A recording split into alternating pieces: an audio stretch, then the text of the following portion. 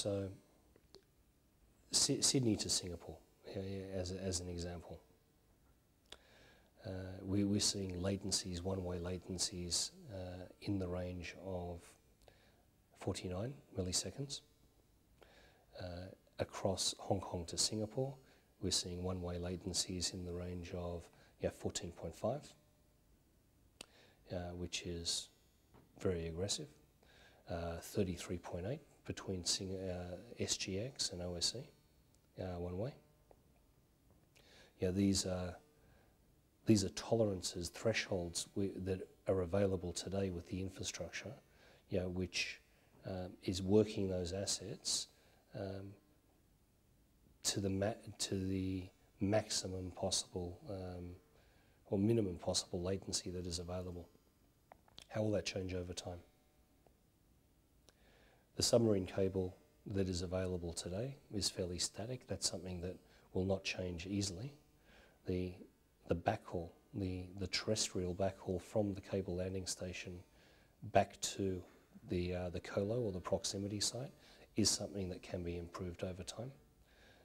As we've seen between, so these are terrestrial connections, as we've seen between, for example, Frankfurt to New York, where years ago 16 milliseconds was possible and now it's 13 milliseconds.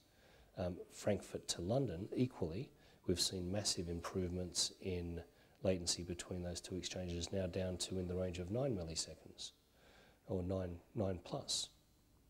And this is all about shortening the linear distance. Because the speed of light is determined by a distance metric, shortening that linear distance, of course, decreases your end-to-end latency. 5 years ago, or even say a decade, 5 years ago, it would not have been a conversation that a telecommunications service provider would have been as intimate in as they are today. Because infrastructure is playing such a different role today with low latency network trading in multiple venues across the same trading day, it's bringing the service provider right into the ecosystem because it is an enabler for the trading strategy, but it's also, if you don't get it right, it could be a big risk. So getting your infrastructure right on your international network is probably no longer becoming an option. It's more a must-have, because the firms that are not putting the energy required to optimize their international asset, perhaps are missing out on opportunity, or deciding not to play at all. There is absolutely a rigorous due diligence. There is also a scarcity of quality talent versus the demand for that talent in Asia.